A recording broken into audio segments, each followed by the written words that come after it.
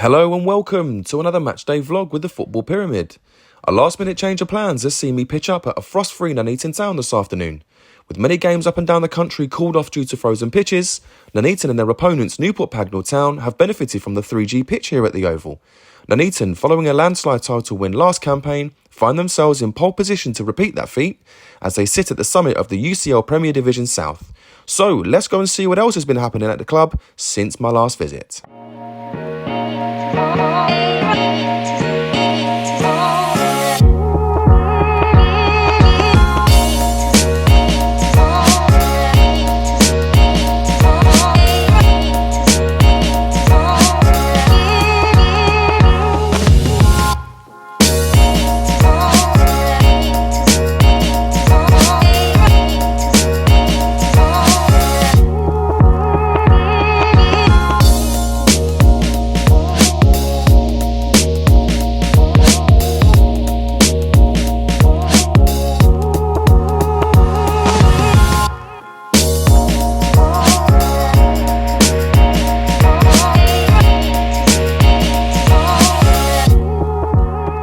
Very much for having me down here this afternoon, buddy. We very nearly didn't have a game. Lots of postponements up and down the country. You guys have been here since the crack of dawn this morning, unreliably informed, ensuring that we've got a game. So hats off to you guys. Yeah, as I say, mate, I wanted to get into your connection with this football club. Just talk me through it. Yeah, I was literally 14 years old. Seen the floodlights from my bedroom window. I thought, I'll have a bit of that. My parents really didn't like football, but I did, and I thought, well, that's the way into football. I grew up in the 80s, and I could see the floodlights from my bedroom window. I thought, yeah, that I need to go there. Yeah, absolutely. And I know that a lot of people still hold that floodlights when you first see them peering over the hill. That's like the signal that you're in for a good day. And it's like any football that you go to, seeing the floodlights is just magical for me, you know. And I'm not really interested in the. I watch non-league. That's it. I'm not interested in football league or EFL or any club. Got no affinity to any other club. Nuneaton's my club. That's it. Yeah, no, love that. Because like you say, a lot of people that follow non-league football, oh yeah, I'll go down here every now and then when so-and-so are not playing. But you guys are full-time non-league, on the front line, doing what you do, right? Just like I say, going back, we built it from nothing really, like 30 souls in a club in January 24, early 24, yeah. And we've sort of built it, and it's every leaflet we deliver, every fan we speak to, we do the markets in the town, speak to the people of the town, work with the community. It's so important. Yeah, no, and like you say, community is a real key word for football at this level as well. And it's not the first time I've been here. I was here sort of this time last year, really, wasn't it? Where we talked about, obviously, you brought the club back from the brink, which I think has been widely covered sort of in local media and vloggers and such like. And you made a lot of promises at the time. And where we stand now, you guys are absolutely delivering on that. Yeah, it's not easy. It's so tough. A lot of work goes into everything we do. On the pitch. It's not just the 11 blokes kicking a football about. No. It's everything that goes on. It's planning for next season in January. There's so much you don't think about. But I think all the people, the board members and the media team and all our volunteers are sort of growing into the roles, and we've sort of like found our roles in the club, and we sort of like embrace it and we just go with it, and we get on together. The board do so, which is always important. Isn't it? Yeah, we're a good bunch, and we very rarely disagree about stuff. Oh, well, that's good. It's not like a marriage. I was going to say it's almost like a marriage, but it's not if you don't disagree with each other. That's really good. But as I say, talking about last season, let's go there because it was a fantastic promotion from Step 6, obviously, that sees you in the UCL Premier Division South now. Yeah. You're also flying high here this season. You guys just don't know how to lose, do you? Oh, to be fair, that's down to, like I say, the management have been fantastic. The guys with Russ and Darren have been so good. They know the players, they know the level, which certainly helps. And they've brought the right people in. I feel like last year we brought players that could stay with the club this year. It was sort of that thinking rather than just thinking about last season. We were thinking about this season. So we haven't really changed the side that much this year. But I think that's good, because what I've noticed since being here last year up to now, you've got a lot of forward thinkers behind the scenes. Yes. You're always thinking of what's next. We're not resting on our laurels. We want to go one better. You proved that with the promotion. You now sat top of the league at the next level. How important has that structural change and everybody in the places that they are been for the club? Yeah, it's like I say, it's like put the right management in place for a start, and then we sort of like revolve around the football side in terms of the volunteers and making sure that they've got everything they need to be the best they can be, and sort of just do a great job. And I think in terms of the football club, I think we are our stature's step 5. But off the pitch, we're very much a step 3 setup. With the numbers that you get here on a weekly basis as well, there's a huge following for this club, isn't there? Yeah, the fans have really bought into it, and we're trying to do more on a weekly basis. Getting some people don't even know we're playing over Bedworth still. I think we're at Liberty Way, and it's like getting that message across. You know, come watch a game. Come and see. We've had fans, push against Step 6 last year, and they've come down and watched. I remember we spoke about that the last time I was here, and they've thought, "Wow, this is fantastic. It's not as oofball as I think it's going to be." But it's like we play some quality football. We played Coventry United, for example, last week. Very good side, Coventry United. Give us a battle for 90 minutes. We snatched it at the end, but it was a fantastic spectacle. On a game where there was 860 odd. Wow. And the fans went home happy. Well, it's unbelievable. Naturally, it's an unbelievable number. But look, you mentioned something there, the stadium. Obviously, we are here at Bedworth United still. That is probably something that's missing a little bit from the club, but you do have plans. I'm going to come to you, Mark number 2.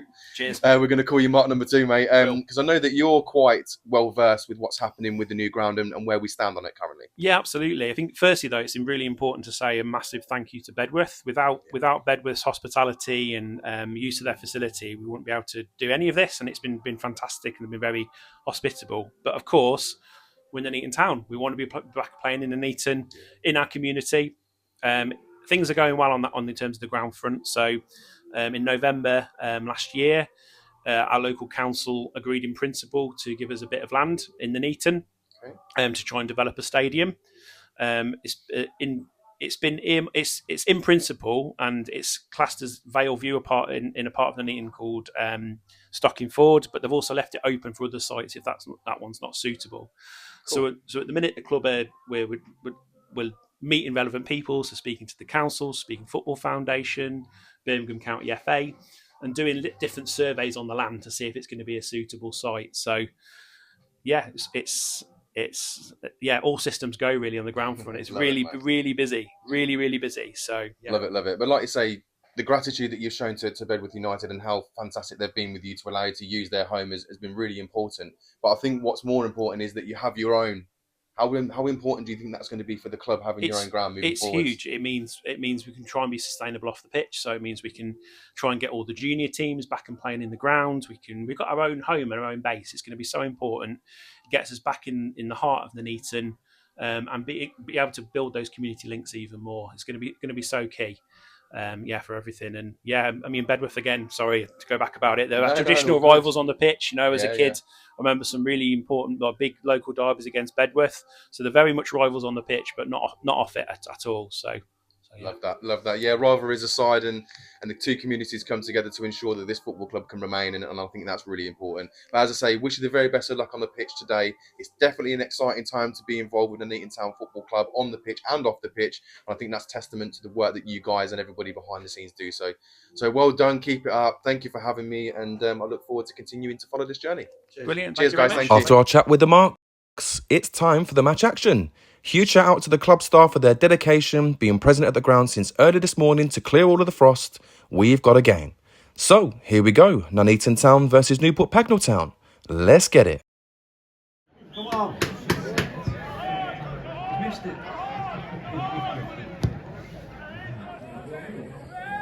That's what we want, isn't it?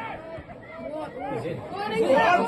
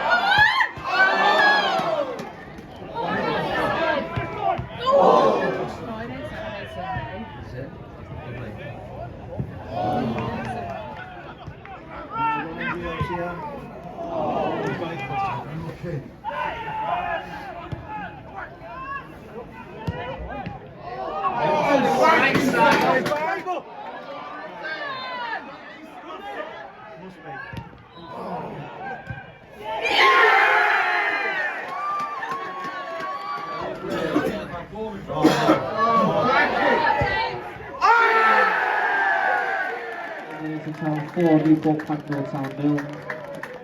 Wish Newport Pagnell the best rest of the season. Okay, so full time down here at Nuneaton Town, and I'm pleased to report that we have got a nice, comfortable 4-0 routine victory. Joining me now is Gaffer Dodsey. Thank you very much for coming down and speaking to me, mate. No Just give me your thoughts on the game. To be honest, just in my interview now, I don't think we was as crisp as we was last week. I think it was a tough game last week against Cov. And today, I can't knock their effort. We didn't, from start to finish, we worked our socks off. They're a good side. They're no mugs. They've got some good players. Yeah. We've scored early on in the game, which settled it a bit. They had a lot of ball. They had some half chances. But the sign of us, I have to say, sign of a good side at the moment is winning when you're not on top form. But second half, we made a few changes as well, and we've had a lot of chances in the last 15, 20 minutes that could have probably been 4 or 5, 6 or 7. Yeah, no, completely agree with that assessment, to be fair. And whilst we're sat here looking at a 4-0, when we all sort of said off camera, it wasn't really a 4-0 game. They did push you sort of towards the back end, but you had to manage that game. How important and how good was your game management towards the back end today? It was very good, and I was just saying in there, listen, we joke about it, and someone just said to me about Brandon made a good save near the end. Well, yes, he did. When it was 2-0, I think. Yes. And I said, well, that's what he's paid for. But not only that, he made a good save first half. They had a free kick. We went to sleep. 8 yards out, he's made a save off his legs. We all joke about goalkeepers. That's what your job is. Yeah. And he's only made 2 saves in the game of like point blank, but they were important saves. Yeah. Because you're right, we went on from that, and when we scored 3, then we scored another one, and in the end, it could have been 6 or 7 because of it kind of went then, didn't it? Yeah, no, well, this is the thing with goalkeepers. I think their hard work and what they bring to the game sort of goes under the radar sometimes. Totally. But you made that important save at 2-0, and then you've gone on the break from that save straight up the other end and made it 3-0. Totally. Now, if he doesn't make that save, that's 2-1. It's a completely different game. Totally. So just how important was the keeper's input today? Massively, as I said, like the save he made first half was about within the last 10 minutes to go 1-1. That would have been. Then we've come out and started really well second half. But you're right, 2-0's a funny score. I don't really like it because the next goal is the important one, and he's made a great save that it was only a half chance at side down at his near post. But you're right, we went on then, and we went even more confidence then.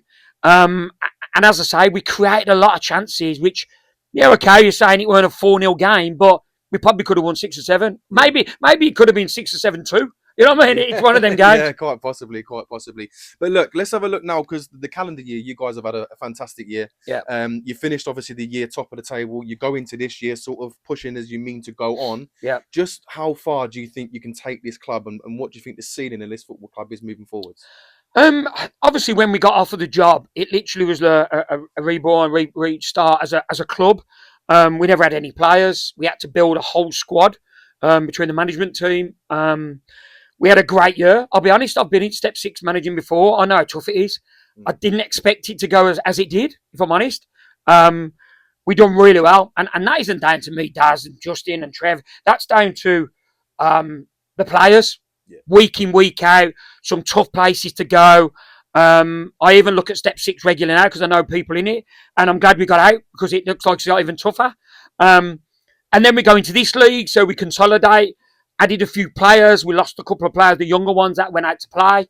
And see where we go. And I can't fault the lads. We ended up starting brilliantly, ended up top of the league. And I think we've been top of the league for quite a number of weeks.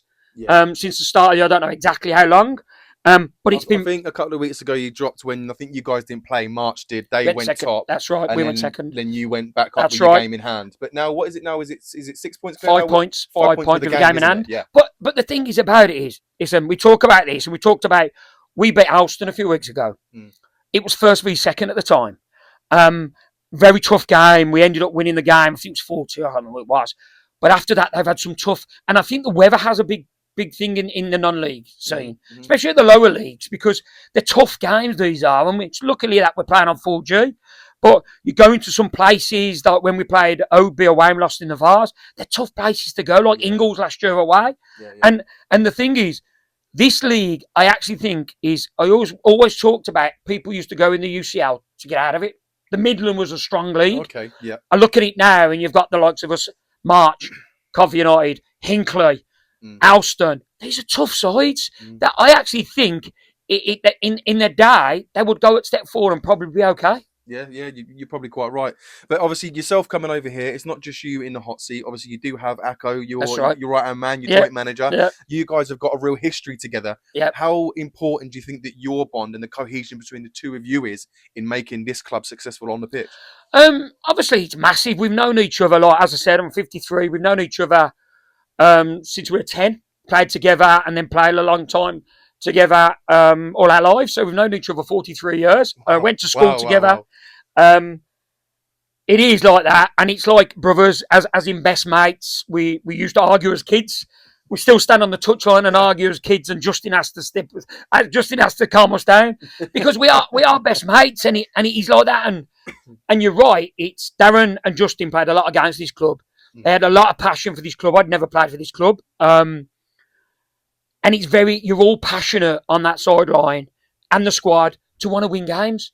So for me, we didn't expect to be where we are, I'll be honest. We're in a great position. It's down to the lads. And now we're saying to our lads, how far can you take us this year? Yeah. Can you do it? Yeah. Put it on the lads. Yeah, no, completely respect that. But like I say, I spoke obviously before the game to Mark and Mark it was in the end on camera, and because I was here roughly this time last year, and you were sitting in a similar position in the league, and we all knew at that point that you were going to walk it, and you ended up doing just that. But I said, look, you guys made a lot of promises when you brought this club back. You promised obviously that the town's going to have a successful football club, and it's clear to see that everybody involved has fully delivered on that. Yeah, they have, but it hasn't been easy. It's like we had to build a squad, as I said, from nothing. It wasn't about, to be fair to the board, it was about let's get a team on the pitch. Yeah. We're sitting there signing players. Darren knows more than me, telling the players that we're signing, you'll be playing in front of minimum 200, and I'm standing there going, I hope you're right, because you don't get them crowds at step 6. No, I don't think we ever had that unless number. unless you come here. That's right, and I think the first game of the season we had 550 Paget.